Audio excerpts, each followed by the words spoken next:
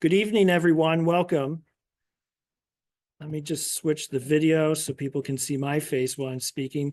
Hello, my name is Brian Slack. I'm Principal Transportation Planner for the Ulster County Transportation Council, and we are the sponsor of tonight's meeting discussing the UCAT Route Optimization Plan. This is a phase 2 of our public engagement seminars focusing on Ulster County area transit, improving service frequency and area throughout Ulster County.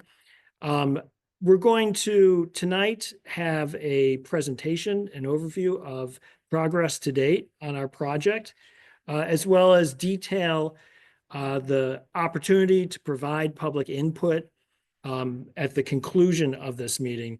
If during the presentation you happen to have questions, I would please ask that attendees type their questions into the chat function on Zoom, and we will endeavor to answer them, and I will read them and share them with our members of the audience, either during or at the conclusion, so that we have a robust discussion. This meeting is being recorded, and it will be posted online as well. And we also are offering Spanish interpretation for those who may require it. At this point, I would like to switch over the floor to Alexandra, our interpreter this evening, to provide a few brief words about that process. Feel free, Alexandra. Thanks. So I'm Alexandra. I'm your Spanish English interpreter. So Alexandra, intérprete entre español y inglés. I just have a few requests for how interpretation can work well. So interpretation isn't only we all create a multilingual space together. Okay, tengo algunos pedidos para que la interpretación funcione bien. La interpretación es un trabajo colaborativo. No soy solo yo. So my requests are to use certain hand signals. First, speaking at a moderate pace is very important, not only for people in the original language, but because other languages that are not English, like Spanish, use more words. Sometimes 50% more words for the same concept. So if I need you to slow down, I'll make this hand signal. And anyone can make this hand signal. If you repeat it, it helps the presenter see it. Okay, entonces, si uno habla muy rápido, la intérprete no puede captar el mensaje. Entonces, si necesitamos que hablen en forma más moderada, hacemos esta señal. The next thing is to please have only one person speaking. If a lot of people speak at once, the interpreter has to choose, right? Who am I going to interpret? And I don't want to do that. So this means, hey, too many people are talking, just one. Entonces, si hay más de una persona, yo hago esta señal para que solo una persona hable, si no, yo tengo que escoger. And the last thing is speak up. So if somebody's speaking very low, especially with questions, then I'll say this. Y lo último es hablar fuerte. Yo hago esto para que la gente hable más fuerte. I don't think there's anything else. If there's any problem, I might say pause and repeat. And anyone can do that. This helps anyone, not just the interpreter. Y si tenemos algún asunto, puedo decir pausa y repetir. Anything else? Algo más? And if anyone needs interpretation, wants to learn more, you can come talk to me. Si alguien necesita interpretación, puede venir. Thank you, Alexandra. Very much appreciated. For just the sake of brevity, I'm just going to introduce some of our public officials that are here with us tonight. We have Tony Rozier, our Director of Public Transit, Anthony Trosha, our Deputy Director of Public Transit, Dennis Doyle is our Director of Planning, who has stepped out at the moment, and we also have Jared Toops with us. He is our Project Manager from Foursquare ITP, and he'll be presenting this evening's topic for us in great detail. Before I give the floor over to Jared, I just wanted to remind everyone how we got to this point. The UCAT route optimization plan was requested by the Ulster County government in coordination with Ulster County Area Transit. As a response to the significant friction that the public transit sector has experienced coming through the COVID pandemic and the significant drop in ridership and management problems that were faced nationwide in maintaining our transit service. And even prior to that, Ulster County Area Transit did absorb Kingston City Bus in 2019. And while we endeavored to improve transit service during that transition period, the COVID pandemic did provide a significant setback in implementing some of those changes. So this planning process is an opportunity for us to begin to reassess the existing system and start to begin to design a system that works better for Ulster County residents. And that is some of the topic that Jared will be discussing tonight. And I want to emphasize two main points, that these are concepts and these are the beginning of developing detailed plans. These are not final plans by any stretch. There will be several more iterative steps as we work our way toward developing a plan that UCAT can use into the future to implement. So with that, I'm going to pass the floor over to Jared Toops, unless there are any other questions in the audience. Just housekeeping, restrooms are right out the side door. I will shut the doors to cut down a bit on the noise. And if folks online do have questions, please use the Q&A function or the chat function, and I will address them throughout the presentation. Jared, the floor is yours.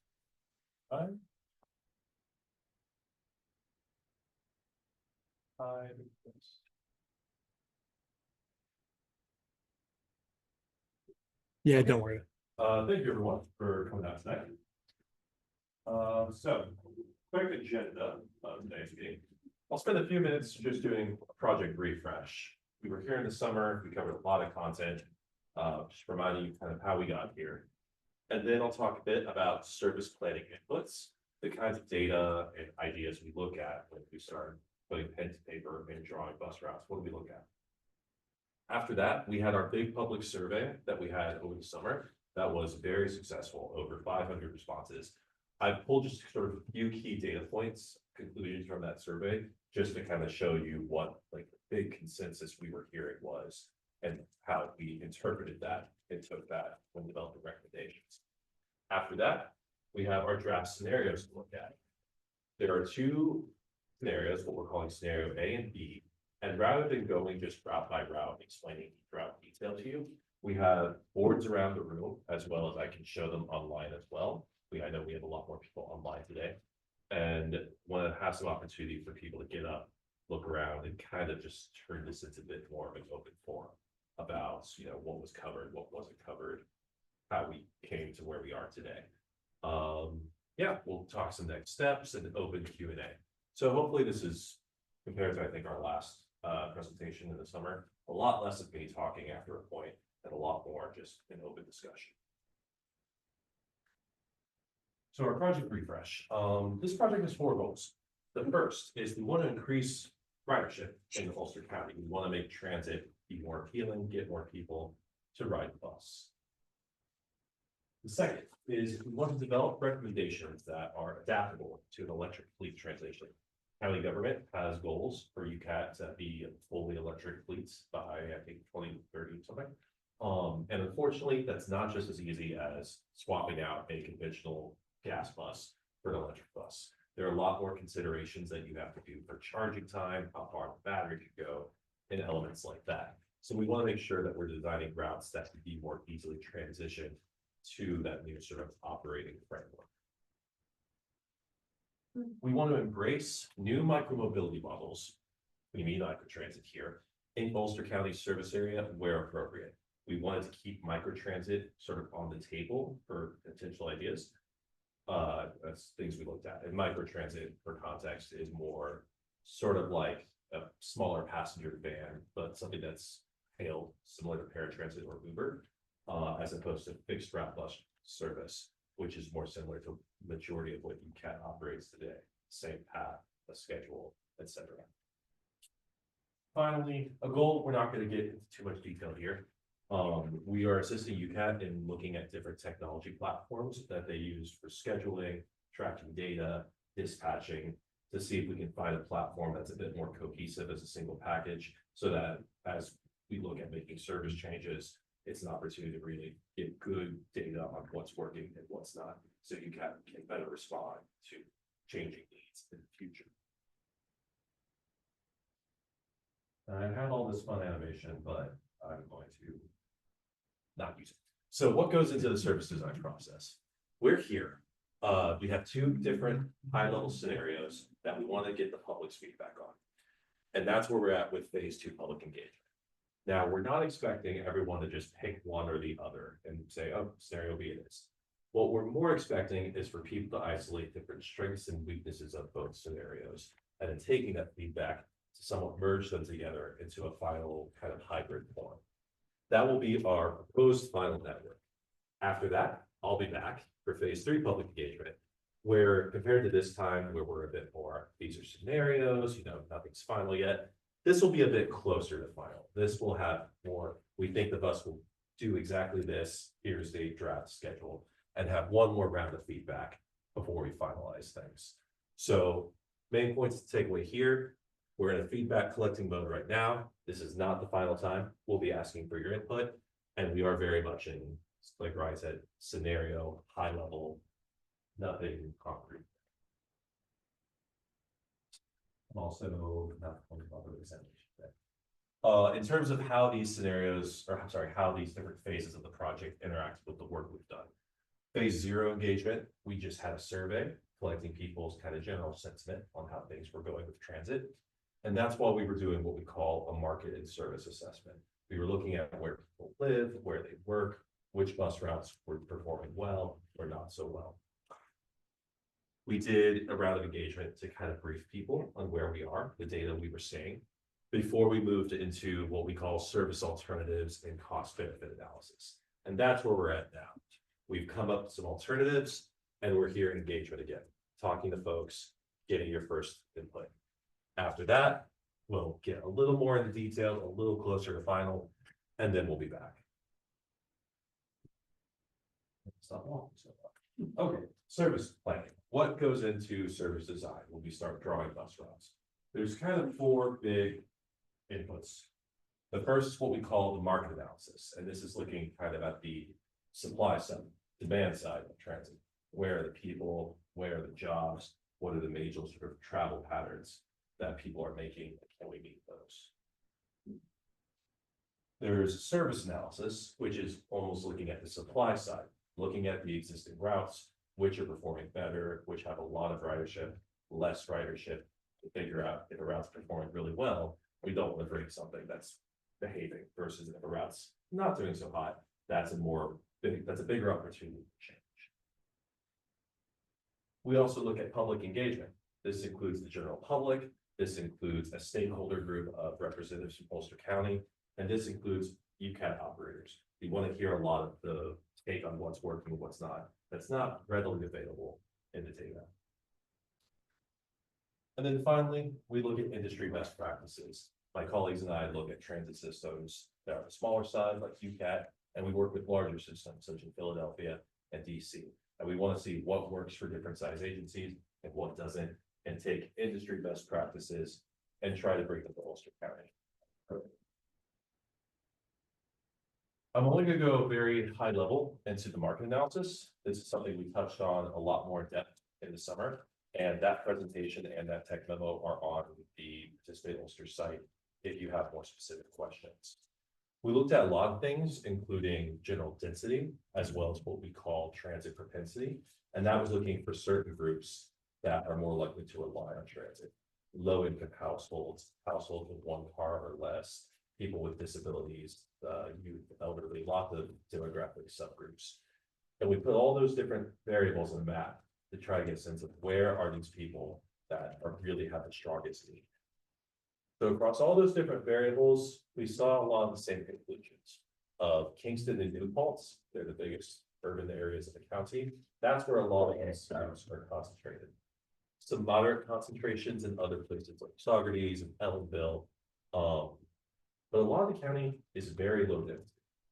which means that unless you have basically a limited resource, trying to send a bus route on every street in the county is just not really something that's feasible. And that was sort of what we saw, is that most of the areas that UCAT covers currently are more or less the right areas. We didn't see some massive gaping gap of, oh my gosh, we missed this entire city over here. UCAT tends to serve all of the appropriate areas in terms of density. We also looked at travel flows in terms of what are the predominant travel patterns in the county. And we saw that most people in the county are trying to get in and out of the greater Kingston, or to a lesser extent, in and out of New Paltz. And those travel patterns tend to follow the major highways we see. So again, it's like the infrastructure is already kind of telling us the story of, you know, it's not like there's some huge gap that was missing. So it's a lot about looking at how the routes are oriented and organized between them, rather than building a whole new highway to serve a new part of the county. We really didn't see the demand for things like that. On the service analysis side, we looked at the existing routes, what days they operate, how long in the day they operate, and how frequently they come. Because if we're proposing trade-offs, we want to be very mindful of, oh, we can give this area more service on weekdays, but less service on weekends. And that's part of what I'm the public. Hey, this is the trade-off. You don't think that's worth it. We also looked at operating efficiency, just looking at general how many passengers the route serves for how many resources we put into it. The more passengers you have per revenue hour, per revenue mile, that kind of tells us that's a better return on investment. That's maybe a route we don't want to touch as much without a good reason. And then finally, looking at on-time performance. If we know a certain route hits a lot of traffic or congestion, is there a way we can sort of like skirt around that? Because even if a bus goes frequently, it's already always getting caught in traffic, it's still gonna be late. So yeah, that was a very quick overview of a lot of the background existing conditions work we did. There's a lot more detail available on our website, on the Participate Ulster site. We also, like I mentioned, had our public survey that received between 500 and 600 responses, which is incredible. We heard a lot of good feedback and a lot of enthusiasm for the project. This slide also animation messed up. Sad. Okay. One big question we asked folks is we gave them 7 priorities for UCAT and asked them to sort what was their most important to least important. So the priorities we asked were frequent service that covers more areas, direct service to key employment areas, service that runs earlier or later in the day, more service on weekends, improved reliability, so just the route coming when it says it's going to, and finally, a transit system that's easy to understand in terms of, okay, can you navigate it? And we both asked riders and non-riders, how would you sort these? The 2 winners by far were frequency and coverage, which is very common, but also a little bit tricky because those often are goals in the opposite direction. Often, if you have a certain number of buses, I can put them on 1 road and get something frequent, or I can put them on 3 roads and have 3 less frequent rides. So those are sometimes can be very competing goals. Frequency was the #1 priority for existing riders and the #2 priority for potential riders. And that relationship was the opposite, looking at coverage. If you're a non-rider, they have to put coverage as their top concern and frequency as second, which that generally makes sense. A lot of people may not ride because the bus doesn't come near to them. So that's going to be the #1 way to win them over. Versus if the bus already comes by your house, you just want it to come off, and the coverage is less of a concern for you. So this was very telling for us, but also like, they're kind of asking for opposite things here. How do we rectify that? But we also asked potential riders, we asked them what makes you more likely to take transit? How can we convince you? And I think we gave them up to 3 choices here, including a lot of the same themes: increasing frequency, more service on weekday, more service on weekends, easier to access the stops, things like that. Frequency was the #1 request. So it's almost, okay, now non-riders are telling me that they still do value frequency. Even if it was second on that previous slide, it's still really, really important. The final little bit of the survey, we had way more questions than this, was we want to make sure it was very representative. Kingston has a lot of transit ridership and a lot of transit routes, but there's a lot of Ulster County outside of Kingston. And I'm very happy with this result, that 73% of our survey responses were outside of Kingston. So I feel very good about just the overall geographic distribution of how we got that survey out. Another 27% were greater Kingston, and then 5.5% were outside of Ulster County, which is, I guess they were more. So that's a lot of how we got it. Next, I'm going to spend a little bit talking about these draft scenarios at a high level, because they're more different in theme than anything else. I'll talk about sort of the major things to look for, and then this is the part where you can go around, look at the posters we have in the room, or I know we have a lot of people on the phone, so I could probably have a little bit of time to scan through the routes themselves. Scenarios are designed to be very different, and they're not designed to be final. They're designed to get the conversation going, have people say, well, I take A and exchange for B.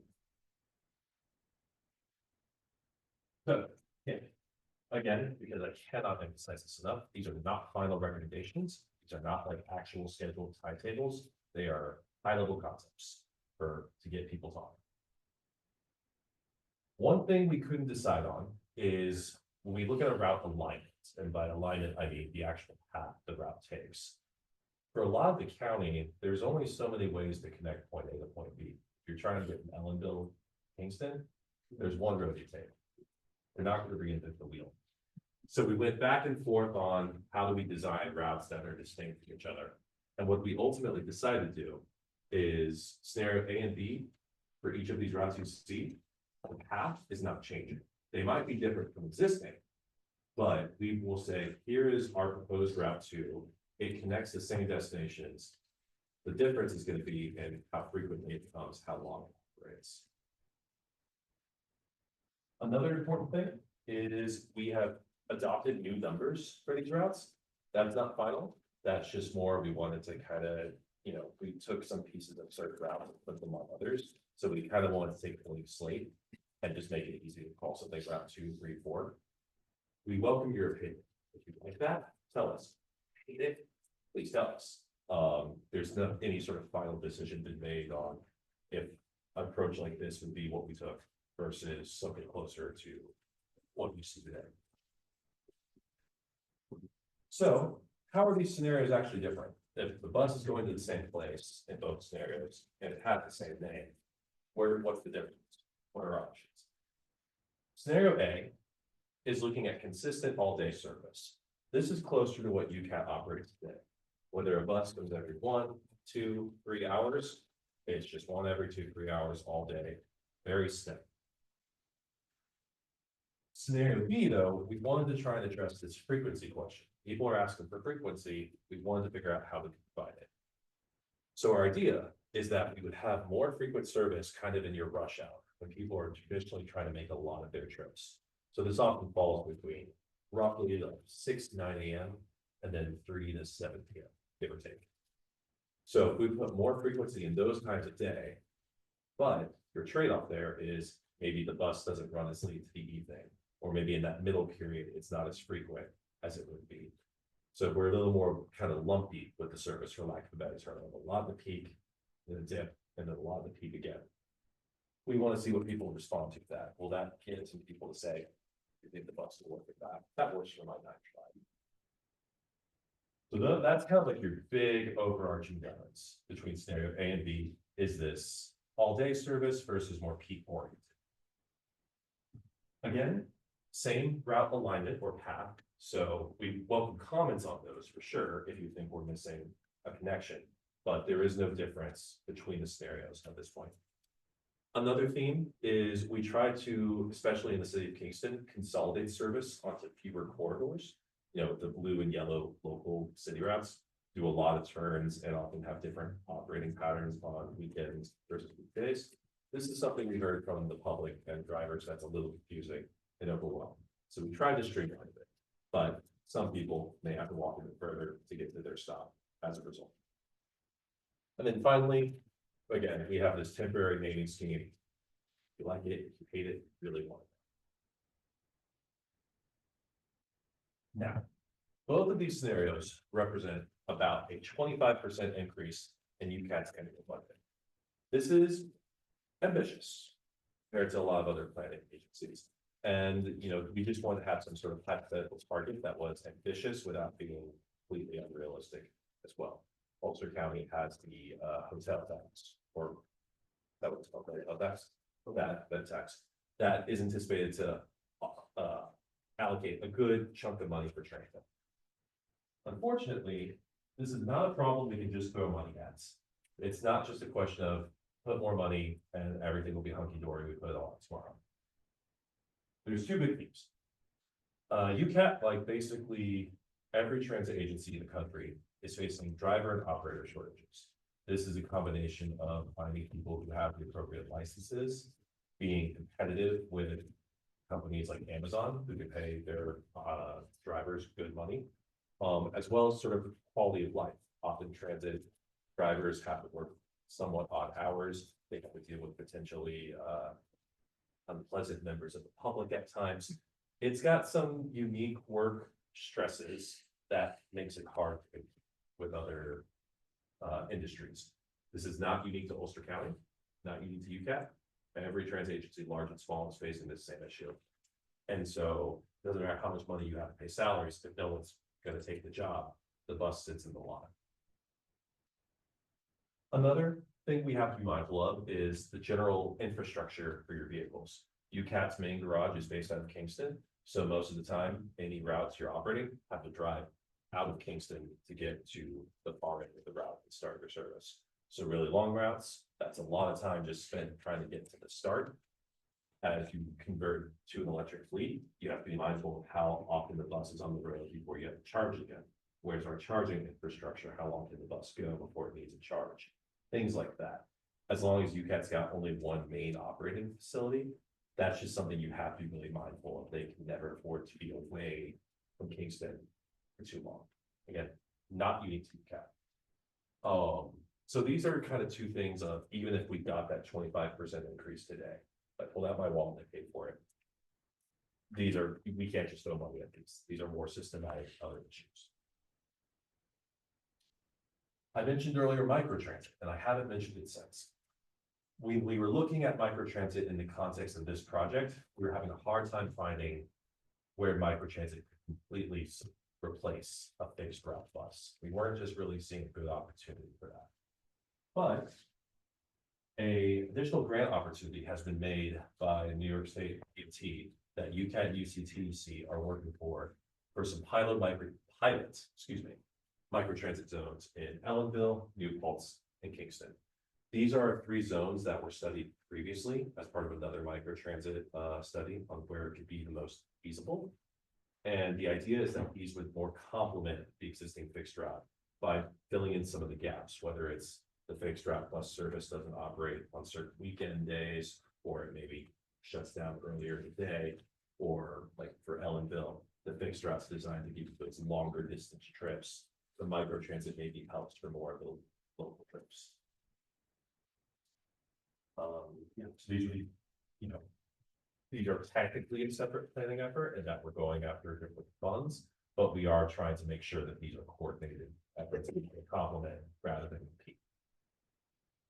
And so this New York State DOT grant would be capital and 5 years of operation.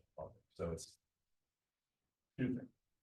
A not insignificant commitment on part of the grant, but at the end of those 5 years, that becomes a question of does Ulster County take over on putting it. So luckily, that's about all the talking I have to do. We now have the boards around the room, or I can pull it up on the website. These 2 tables here can kind of help you get a sense of which route or routes are applicable to you. This one on the left is sorted by the existing Ulster County area transit routes and which of the proposed are modes that are closest. Some are almost identical. For example, the X route, we basically kept it pretty much the same and just we're calling it the 11 right now. Others are a bit different. For example, the blue and yellow route, I'm sorry, the areas the yellow route covers are kind of now split between 4 of the proposed. So this kind of just helps you provide some context of if I route the blue, I should look at the 2 and the 7.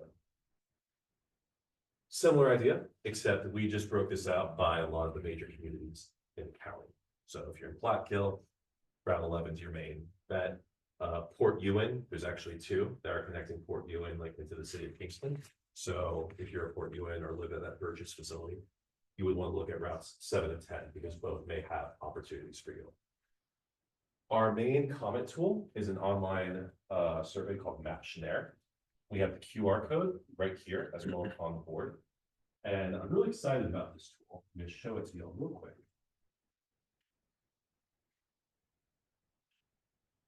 And refresh it. So this is available on the QR code or on the Participate Ulster project site for this project. And I am not showing the right screen. There we go. So when you access the URL, you're going to see a nice intro page that's just reminding you what the project's for and gives you like the same little graphic showing you the project timeline. We have some just quick language reminding people these are far from final and not to interpret these as literal, service changes that are happening today. And then this is a similar list of, if you take the blue, routes 2 and 7 are probably going to be most applicable to you. Same as that table I just showed. From here, you can pan through each route in order, and you can skip it that you're not interested in. So we start here with route 2, which we're calling the Kingston. And so this route is trying to take basically the most productive parts of the blue and the yellow and put them on one sort of Kingston dedicated routes. We've got some general descriptions as well as in scenario A, the general operating statistics. So in scenario A, this route would be hourly on weekdays, for example. In scenario B, we think that we could get it up to every 30 minutes during rush hour. But the trade-off is it's every 2 hours the rest of the day. So that's what we kind of want to hear people say, oh, okay, that's worth it for when I go to work or run my errands. We have a few specific questions, including like a slider bar of I really don't like it, but I like it a lot. You can pick if you feel like you like scenario A or B more. And what's really cool is that there's like a specific area that you think we missed, or we would love to see a stop here, or I don't think this turn is going to be very good for a bus, anything like that. You can click this comment button and zoom in on the map and actually click to say Kingston Plaza should have, I don't know, a stop, puppies, I don't know, whatever. So you can have sort of like specific geographically tagged comments, or you can just type your general feedback if you've more got thematic things that aren't tied to specific locations. Then from there, you can use this list to kind of go through the rest of the routes, or you can literally just pan through them with these arrows. This is our primary way that we're going to be collecting feedback this round. It is already on the Participate Ulster website. We also have some paper comment cards here for folks here today if that's more your speed. Great. That's Thank you, Jared. We have received quite a few comments online during your presentation. I just want to welcome everyone else, those of you who may have joined us a little late. We have a few members in the audience and we have 11 attendees online. I think we're ready to start to entertain any questions or comments members of the public may have. I'm going to begin by reading through some of the comments we've received online. Kwame Holmes from Kingston has an interesting question. He's curious, is there any data that suggests the public has changed its mind about service needs in the previous 5, 7, 10 years? Because if not, how can we justify the expense of additional public engagement when everyone who uses the bus already agree that they would like for buses to come twice an hour instead of once an hour? So it's a very good question. And I think that I provided a written response in that, a lot has changed in the industry in the past 5 years, primarily driven by responses to COVID and really getting back on our feet operationally. And prior to that, Ulster County Transportation Council assisted the city and the county with the integration of the Kingston City bus system into UCAT. And we had some pretty ambitious recommendations at that time. And I think we fell short in meeting them. And then when COVID hit, we really were unable to realize the full potential of some of those recommendations. So we've decided to revisit the topic at this point and really set a blank slate. Because the other, I think, condition that is has become apparent is that there's a lot of new technology that's available that can make demand response or microtransit much more feasible and capable of being implemented by a system of our size than what was the case even 5 years ago. So we're excited about that. Another question, let me just try to run through them.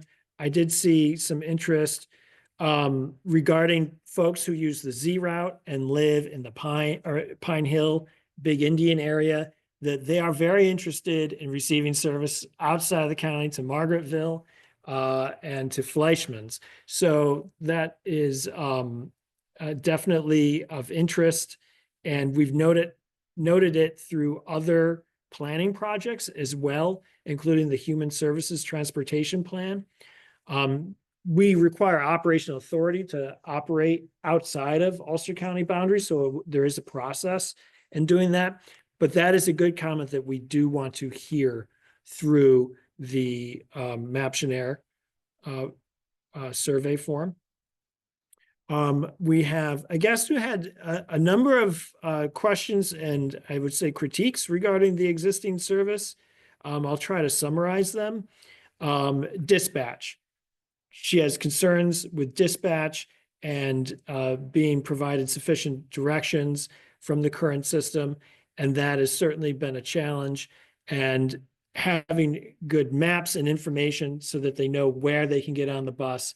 And that is something that we're going to begin to address too through our final plan, is to begin to think about all the locations that UCAT currently stops, and also the information that we provide our riders through either it be online apps or printed maps. Let's see. Can the URL where the full report is located be posted? I have posted it. All the information is available through Participate Ulster. We're really about, I would say, maybe halfway through this scope of work. We have a lot of work in front of us. So if there is no final report available at this point, we have our inventory of existing conditions, the market analysis, the service analysis. Those PDF reports are available at Participate Ulster. Summary of the initial engagement process. All those results are up there as well. But we are, as Jared, I think he used the analogy, we're at the 30,000 foot level right now, and gathering input on these scenarios. The scenarios that we're presenting tonight, the final scenarios may bear slight or full resemblance to them. There's an iterative process as we begin to refine these scenarios. I just got a few more questions. How much of this final decision is based on stakeholders? Who are the stakeholders and how does their influence compare to that of the public? Well, everyone is a stakeholder, whether you're a rider or not. I think all comments we received are treated equally, and we'll review them and consider them based on their merits and our ability to respond to them and to provide, to implement them. Yeah, I think a lot of stakeholder feedback we've gotten is, I mean, they've had some specific thoughts about routes for sure, but they've also just had a lot of thoughts about just like how we're presenting this information. We showed them this slide there 2 weeks ago, and similar to last time, it's more, oh, I think you need to make sure that you present this part first as opposed to this part, or X would be really helpful. So they provide a lot more. Yeah, they've gotten specifics. We'd love to see service here, but it's a lot more. We know the community. We have a sense of the question that they're going to ask. So they provide a lot of valuable input in how we prepare for these meetings. Bus shelters on Route Z would be helpful, especially with winter weather in the dark out there. And Tony, you should know that I have provided your contact information regarding our bus shelter program. we spelled Phoenicia wrong in one of our charts. I believe that one, there's an I in there. I mess it up every time I write it. I can never remember what the correct spelling is. So thank you for that. Another comment and a continued trend as a female rider, please consider where connection points are, especially after dark. Would prefer to wait in well-lit areas and to wait at the train station for an hour rather than Highland Park in the dark. And please consider that as well. Good point. One comment is they're curious about the possibility of new destinations and possibly new routes. And again, the mapping tool, survey tool, Maptionaire, is the place to provide that information. If the current proposed route does not go to your destination, please let us know where you would like it to go. Here's a question for UCAT, and I attempted to answer it, see if I got it right. Do microtransit vehicles have fewer driver operator requirements? If we were to have a microtransit system, do the operators have to have the same licensing and contractual requirements? It would depend on what type of vehicle they. So let's say if it's a non-CDL vehicle, would they require, if it's just a regular vehicle, would they require a passenger's endorsement on their license, or are we not sure about that? Can I answer honestly? Because we haven't had any interactions with microtransit yet. I'm not 100% sure. Right, me either. what license they require. Because the DOT has their own requirements regardless, because we're FTA recipients and New York State DOT recipients. So we have to follow their rules as well. So it's a good question, something that needs to be. That give you a passenger endorsement with less passengers. So you can drive smaller vehicles with less passengers, but you cannot drive, say, anything over a 15 passenger vehicle. So that's something that we would have to look into.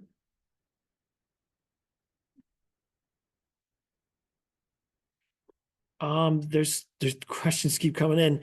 If I'm gonna take a quick break while I start to review these, if there are any comments in the room. So I'm gonna fumble through my language here. I think currently with the bus system, if you're within a certain distance away from a route, there's the ability to be brought to a bus stop. Is that accurate? You can flat along the I route. thought if you were more than a mile off of the route, I thought that there was the ability, 3/4 of a mile. 3/4 of a mile, okay. So That's that's over over our our paratransit? Will that still be available? That was my ultimate question, was, would that? Generally, yes, I think we've talked about within the city of Kingston, because it's easier to walk around trying to solidify, like we're trying to put the service on more concentrated corridors, so it's easier to understand. So that's nothing we talked about. We will still continue to run paratransit. And so is paratransit sort of its own systems? Yes. Yes, Got it, thank you. That is good clarification.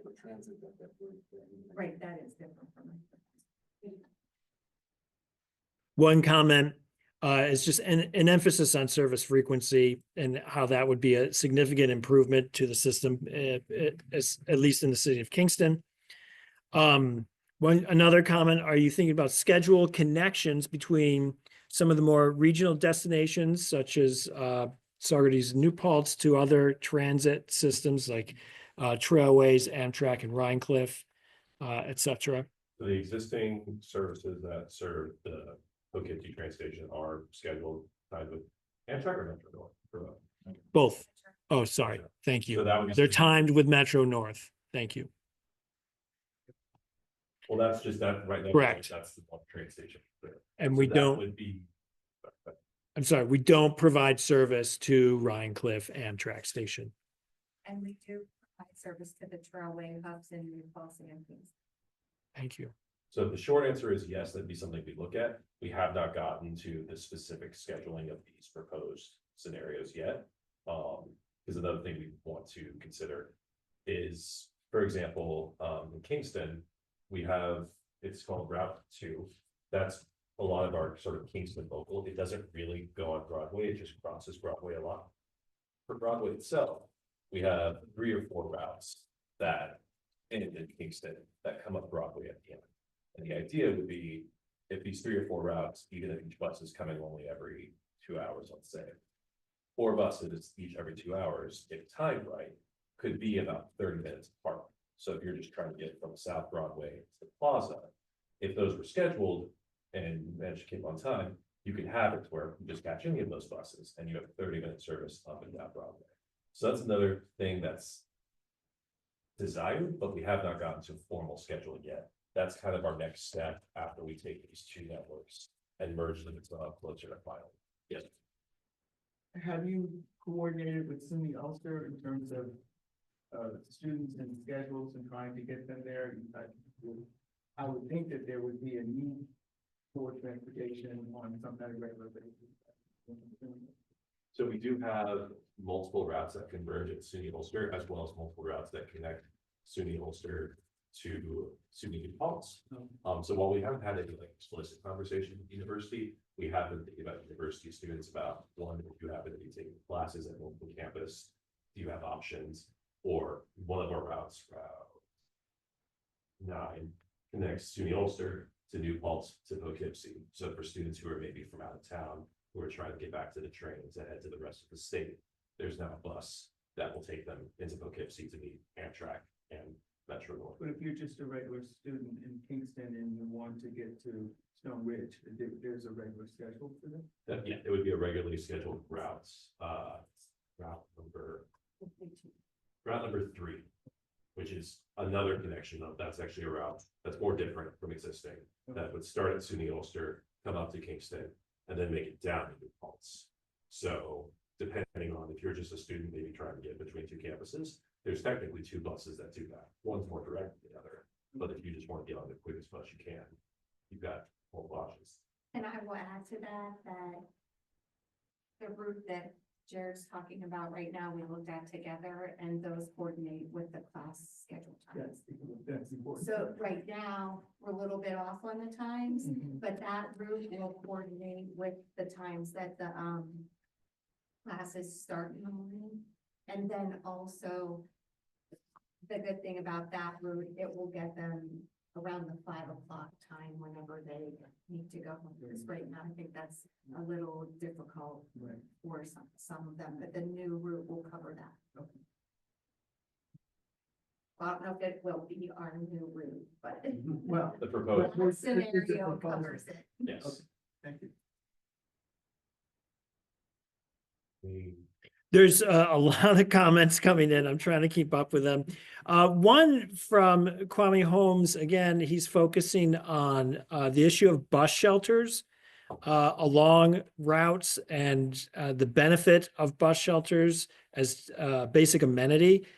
So thank you for pointing that out. And I believe, and please correct me if I'm wrong, Tony or Dennis, that Ulster County Area Transit does have a program to make shelters, the physical shelters themselves, available to municipalities along existing routes at the request of municipalities, or is that program in development? Program is still into development. Okay, but we are working on providing the funds to make those shelters available. The issue is that the municipality needs to maintain the shelter in which they're put, which is potentially an issue of concern for municipalities. Can I interject something about that? Because we funded that in the 2023 budget in the legislature. What the hell is taking so long? Municipalities, county, like, work together and work this out. This is really unacceptable. We need someone to do the maintenance on them, so we sent out surveys to every municipality, asking if they'd be willing to maintain these bus shelters once they were placed in their municipality. And we have not received one comment back from a municipality that said they would take care of them. And so where's the feedback back to the legislature saying, hey, 2 years ago you funded this, we haven't installed anything. we need you to take some further action to get these bus shelters built. It doesn't serve the public when the different levels of government can't actually implement what the people put in place. I'm sorry, you know, The legislature is aware of the issue. and what action have they taken? It's, they would have to basically, I don't know how the legislature would force a municipality to essentially maintain a shelter. They don't have to do that. The county could then say, you know what, we're gonna pilot this. We're gonna maintain it just like the state's offering to do, because they're the higher level, better funded part of the government. And they're gonna give it for 5 years for this grant that Mr. Jared just told us about. And then they let it go. So the county should do the same thing. It goes to a staffing issue. What does that mean? I mean, you would need the staff to maintain the shelter. We have that one. Meanwhile, You're funding a capital piece of equipment that has an operational cost that's not funded. so you gotta come ask for the funding. If the administration's aware of that, then you tell the legislature. Have they said, no, we won't fund this? Fair point. I guess I just see an opportunity for following up with each municipality or different representatives in each municipality. And I don't know if there's a budget for what it costs to purchase a shelter and also what it costs or what is sort of the number of hours needed for maintenance. So, for instance, Saugerties has a transportation advisory council. This is maybe the first I'm hearing about this as a member of that, so that might be a good takeaway from this process. All highest elected officials were notified, to my knowledge. Mr. Holmes has another point. So I thought, though, that the county would be responsible for shelters in the same way that counties are responsible for emergency shelter. Are there continuum of care funds that could be applied to the construction of warming shelters on the bus routes? Dennis, do you want to take that question on?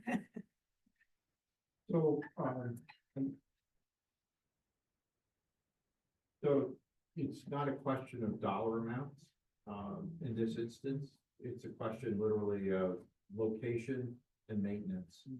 With respect to that, the Transportation Council has transferred, I think, close to $700,000 besides in addition to the funding provided by the legislature for shelters. But they're capital dollars, they're not operating dollars. So what ends up happening is you need the location, the permission to use that location, then you need to site that location, and then after that location is cited, you need to maintain that location. All of that issues, a lot of those issues rest on the jurisdiction in which that location is extant, not on the county. Particularly if it's on a local road versus a county road, or a state road versus a county road, who owns the property, et cetera, et cetera. I mean, these things are done at a local level. The example I would give you is sidewalk districts. You know, municipalities build sidewalks. They don't expect the municipality to maintain the sidewalk. It becomes a responsibility of the landowner. Thank you.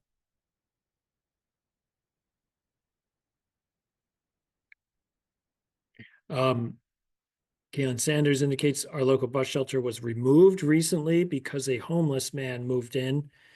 That would have been at the discretion of the municipality, I'm assuming, as Dennis just indicated.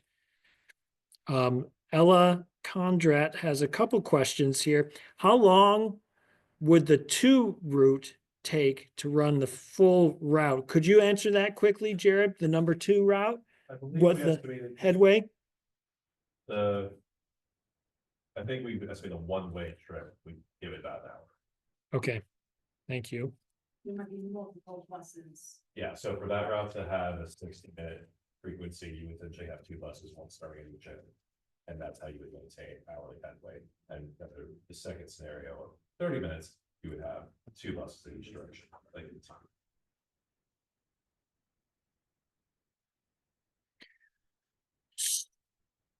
Again, regarding the bus shelters, what department in a municipality would be contacted regarding the shelters? So for example, City of Kingston, I believe that correspondence was sent to highest elected officials. So the mayor's office would have been made aware. Again, regarding shelters maintenance, so it's a labor force problem and location equals it's a local planning board issue? No, I don't think it would be a local planning board issue. I would start with the highest elected official and town council or city council and potentially have them work with Department of Public Works or Highway Department. Just gonna trying to read these and summarize them. Does route planning along State Route 28 include Onteora Schools campus in Boyceville? How about the rail trail parking lots for the Ashoka End Rail Trail and future rail trails? There is a planning process for a second rail trail, which our office is involved in from High Mount to Pine Hill. Plan for trail access at the bus sites. That's a great comment, I think, to submit through our survey tool. Actually, those questions would be asked, right? Thank you. Black bus service, Yeah. so. So they can stop at the trailheads for the Ashoka End Rail Trail, and they can stop at the proposed trailhead for, the Shandaken Rail Trail at High Mountain. One other question regarding bus shelters. So the only barrier between these shelters being built is that no one in the mayor's office or of a given municipality has not asked the Public Works Department to pursue a construction process because that does not seem hard to address. I think the issue is still in development at this point, based on what I've heard. But capital dollars have been appropriated by the Ulster County Legislature for shelter construction. To be continued. So I believe most of the online questions have been answered. There are quite a few open ones, but some of them are a little bit repetitive. Issues regarding coordination of buses so that they pulse during pickup and drop off with other connections is another point being raised. That was something we would look at when we get to the scheduling phase. We're just not there yet. We kind of need to get a sense of where people feel and do they like this hyper frequent rush hour, because during that time, yeah, pulsing and coordinating very easy. Trade-off would be in that midday period when a lot of the buses ramp down. Those midday connections are probably going to be the bit. So again, that's the sort of trade-off we're trying to get people to really respond to. Not that every route could be either A or either B, but we're trying to measure the temperature. See, is there a general, even our current proposals, a few of the routes we proposed not changing for scenario B, based off of kind of if it was similar to the existing ones we moved to use case. For example, Route 8, which is the successor to the Ellenville Ulster route, very similar, except this one actually ends at SUNY Ulster and would have a coordinated transfer. We know from existing ridership and talking to UCAT operators, that's a super popular route all day. It doesn't really ever get empty. And so we just know that's one that doesn't really make sense to try and super scale up the peak at the expense of the off peak. That's great consideration. Yeah, so that's a lot of, sort of almost qualitative feedback we've gotten from folks of just depending on the communities the route serves or what we saw in the data. So that's another thing too, of maybe you like the concepts, but it doesn't make sense for X route. Yeah. Is there a way to measure people who work different hours than 9 to 5? Our area doesn't have a lot of office. We don't have IBM anymore. We don't have a lot of office worker big jobs. There's a lot of people who work different shifts. Is there a way to tap into that workforce and make sure that that's available for them? I mean, I say 9 to 5, but like they're wider. Or like the AM would be 6 to 9 AM. Yeah. The PM would be like 3 to 7, I think. Yeah. 3 to 7. Yeah, it's a river. That's pretty wide. I was Yeah. assuming it was 4 to 6. Okay. No, I think it's 3 to 7. I don't know if there's really an easy way to measure that quantitatively, but that's something we want to hear from, I guess, the public of. Yeah. This route serves this employment center that most of the shifts don't let off till 9 PM. We need to know that, because that might be, it's like, either we extend that PM peak, or maybe we don't go peaky on this one, for lack of a better word. So I would say that survey is the best way for us to kind of pick up on that nuance. I don't have that lived experience, but I know that we have the shopping districts in the town of Ulster, assuming people have to get there for those shifts. I just don't know how to tap into that audience. Right. And there's also, a point that got brought up in the, if there's another burning question, Brian, got me. Go ahead, continue. One thing we talked about in the previous session was a lot of larger city transit agencies have tried to move towards more consistent all-day service, like they moved A in a sense. In response to kind of COVID, a lot of people having more flexible work schedules, teleworking, things like that. And so that's something we consider, like, are we going in the opposite trend as other transit agencies?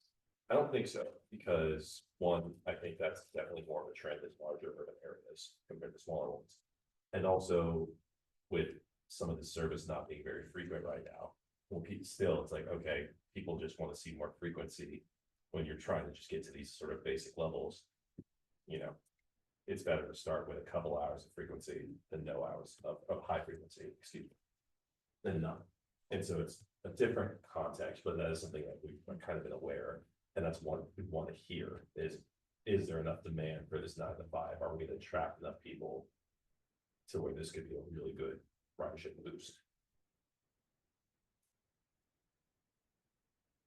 I guess to follow up on that, many places your midday scheduling is 2 hours instead of 1 hour. So is it possible to shift a mid-morning route to accommodate more of the lunchtime, the midday crowd? So that seemed unfortunate that midday was often scaled back. Yeah, no, here it becomes in order to pay, like basically in very simplified terms, to pay for that extra bus to make something more frequent, you have to commit to, we're saying it the full way there and full way back. And for a lot of these routes, they're so long that by the time it's like, okay, let's just put one extra trip around lunchtime, like you're paying this. It's often just in terms of increasing frequency of bus routes. You can't just like gradually increase it. It's very much like, do you put an extra bus on for an hour? Do you put an extra bus on for an hour? And so it becomes some of these routes may be the final peaks. Would make sense that instead of being 6 to 9, that one's 7 to 10. Like if we get like the context for the community that peak makes sense, but later or earlier in the day. Just small incremental changes like that are not small incremental changes in terms of cost. It tends to be very lumpy. So as modeled is kind of our ceiling right now of our cost limit. So to extend that, we have to find a cut somewhere else.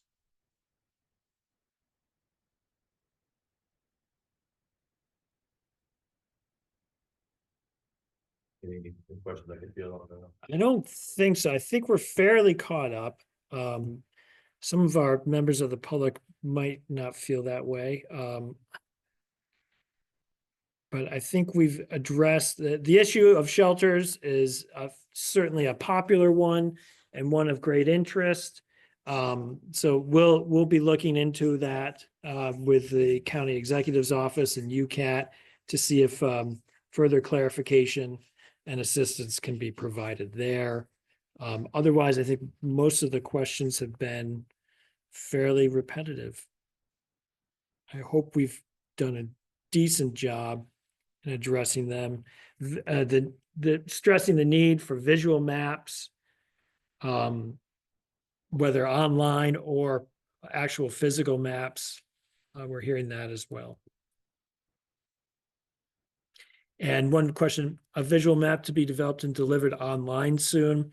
And we recognize UCAT has had an issue with its contractor that has been providing the app. So the app is down, and that's a procurement issue at this point that is being addressed diligently by Ulster County government. And hopefully that will be running soon. I think that covers most of these questions. I think for folks on the phone, these are the boards we have up around the room, and if these aren't online already on the website, well, they should be soon. But just in terms of how to read these actual maps, so we've got 5 of these posters with, this is the front page, but most have 2 routes per page. We have the map up top. We've labeled some of the major streets and some of the major stops. It's definitely anywhere you see a dot is a stop, so just because it's not labeled doesn't mean it's not served. We have these tables below for weekdays, Saturdays, and Sundays.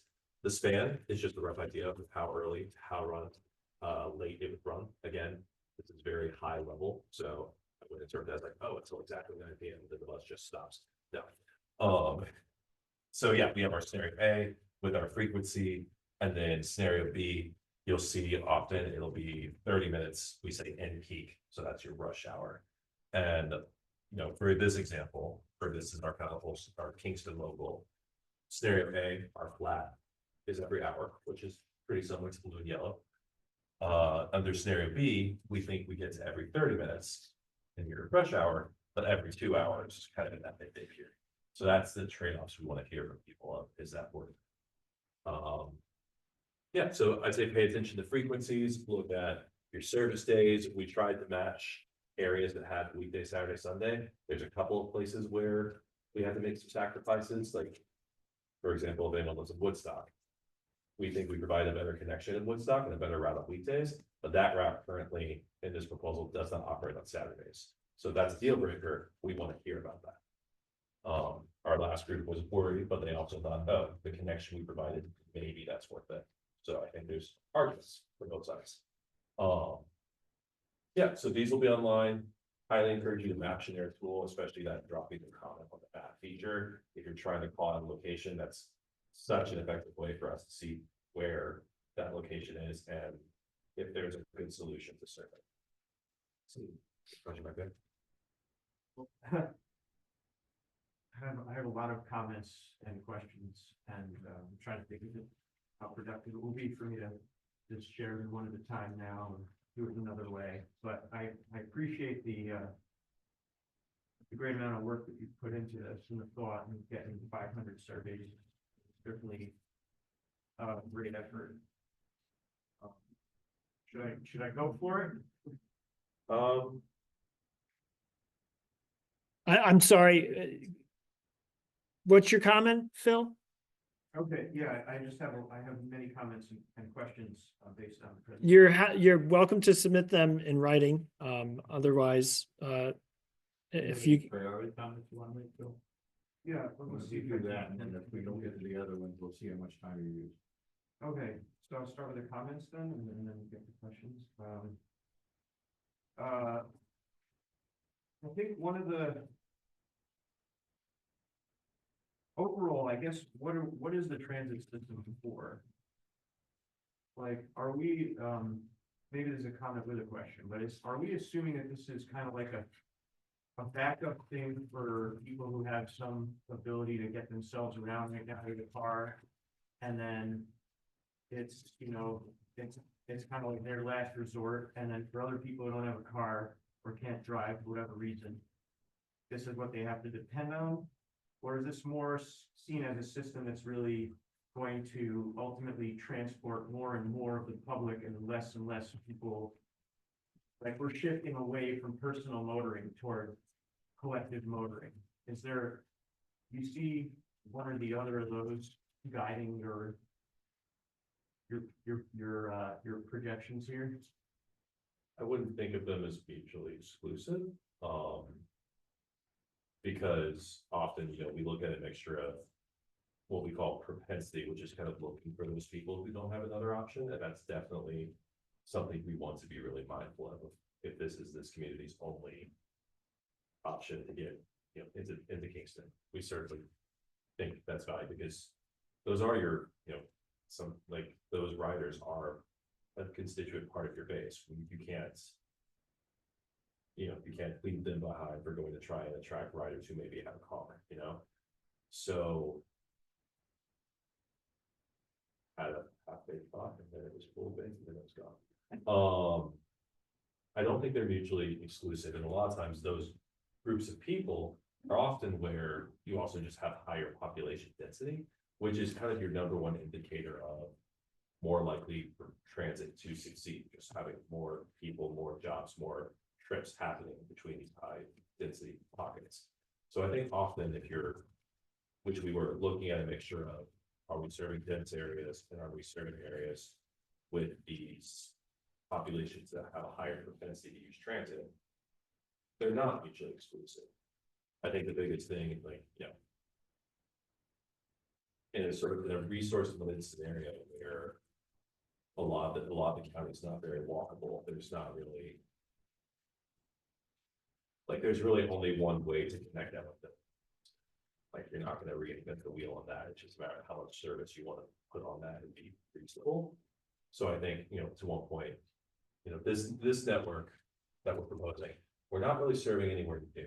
And I understand there's frustrations about that, but it's kind of, we could try to attract new riders in the far western parts of the county, but that's probably not getting a lot of riders versus, areas that we know are kind of tested and true of, they get moderate riders. It's like, okay, how we make that more appealing, sort of up our base, for lack of a better term, ridership. So I don't really know if that answered your question, but I could stop talking because. It definitely did, and I have a follow-up then. So you mentioned Ellenville to Kingston, that's a great example. Of a popular route, runs 6 days a week. Like, I can imagine a future where there's a lot of traffic on Route 209. I work on Route 209 for Huntston today. So, I see all the traffic going by and there's a bus every hour or two. Is there a future where that's, the passenger traffic on that road is much more shared trips somehow or other, not necessarily with a big bus? Maybe the micro solution, maybe people giving their neighbors a ride. Maybe it's like a little segment from Ellenville to Mackinac, and then the next one from Mackinac to Kerhonkson and so forth. But you know what I'm getting at? Like, there's a way that we've done mass transit that's based on, I think, when most people had moved to cities, that's where most of the people were. Ulster County isn't quite like that, maybe never was. And so, and others have mentioned also like the connections and so forth. And the fact is, like, our roads don't really stop at county lines. So I know I'm moving on to the second topic here, but I would love to see in your report, your recommendations. This is what we would love to do and we can't, for example, what Mr. Slack said about, we need operating authority to go into Delaware County or to cross the Rhine Cliff Bridge or whatnot. And I know other regions have created authorities like CDTA so that they can connect multiple counties less of a problem.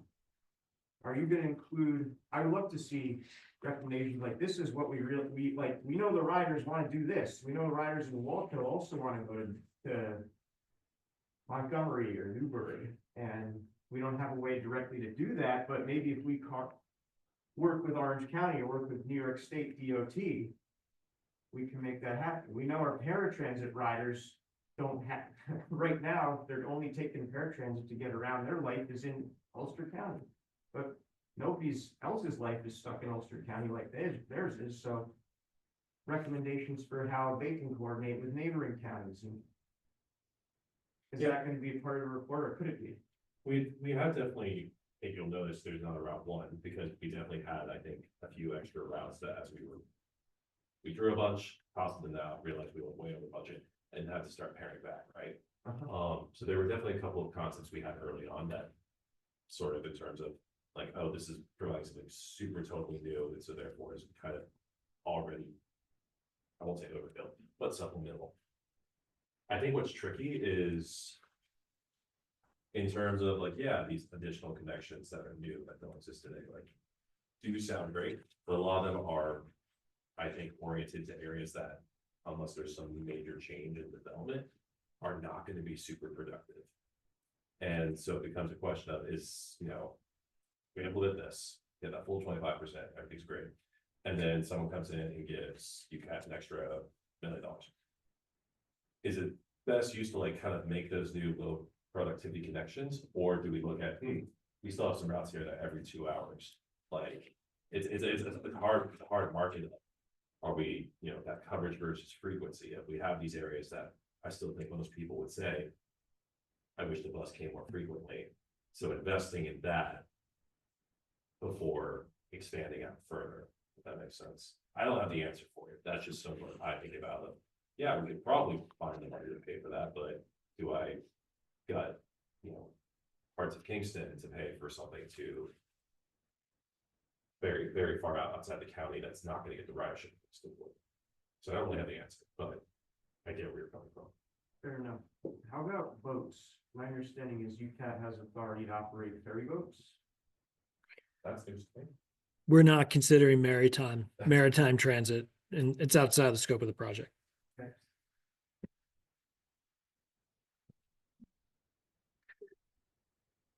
Just a few final comments that I'm seeing online. Bus to Amtrak would make a big difference for regional travel. Metro North Connection should have later buses as well. Especially when buses are infrequent, drivers need to be careful not to leave before scheduled departures. I can see why that would be an inconvenience for riders. This has happened to me once. I'm one of those who cannot drive and must rely on UCAT exclusively for transportation. Because the bus service is so infrequent, I must plan meals, bathroom breaks around the bus. I must ask friends to be flexible around the bus. How can there be any priority other than increasing frequency? Very good point. Very good point. And I think it comes back to what I covered earlier about frequency and coverage are very much at odds. So yeah, a lot of people want frequency, but also, you know, there's definitely sentiment that why aren't we serving more parts of Ulster County? And so it's like in a limited resource scenario, we have to tee the line with the two. Right. And Kwame Holmes again repeats that I think I'm partially illustrating the experience of witnessing a series of public engagement sessions over the years when neither frequency schedule or riders' need for more frequent service has changed. So your frustration with my repetitive questions mirrors our own. So I apologize if I'm showing any level of frustration. I certainly am not. But service frequency improvements is definitely a high priority of this project. And I think it's a high priority of UCAT as we're able to find the resources to implement them. And another thing to keep in mind, bike racks help use the buses to reduce the need for cars. I believe all UCAT buses are equipped with bike racks, front mounted. At this point, it seems like Q&A is winding down. I think I've caught up with most people's comments. So I just want to stress a few final remarks, closing remarks. And if there are any final public comments, we'll try to get to them. But I just want to thank everyone for attending, especially everyone online who took the time to provide these questions and very thoughtful questions. And I thank you for your patience regarding my responses. I did my best to type them. And I believe we will have a transcript of them made available. These presentations, the 4 p.m. and the 6 p.m., the recordings will be made available online. I think we may just post one, but we will endeavor to include all the public comments by splicing them together. And as well as the presentation as well will be made available online. These maps are not up yet. They will be later this week. However, you can review all the routes through the Maptionaire questionnaire survey tool. So you can certainly review them through there, but if you'd like to view them closer in PDF format, we'll get those up very soon. But again, the Maptionaire survey is the best way to provide your input. You're also welcome to provide input directly to me at my email, which is posted on the Participate Ulster site. The survey will be open throughout November and into early December. And we'll be publicizing that through a press release later this week, which will be distributed from our office and also publicized by the county executive's office. So we encourage you to tell your friends and family to please take a look at the survey tool and provide your public input. With that, unless there are any other public comments from members in the audience or online, I think we can conclude tonight's meeting. Thank you. Hold your applause. Thank you, everyone.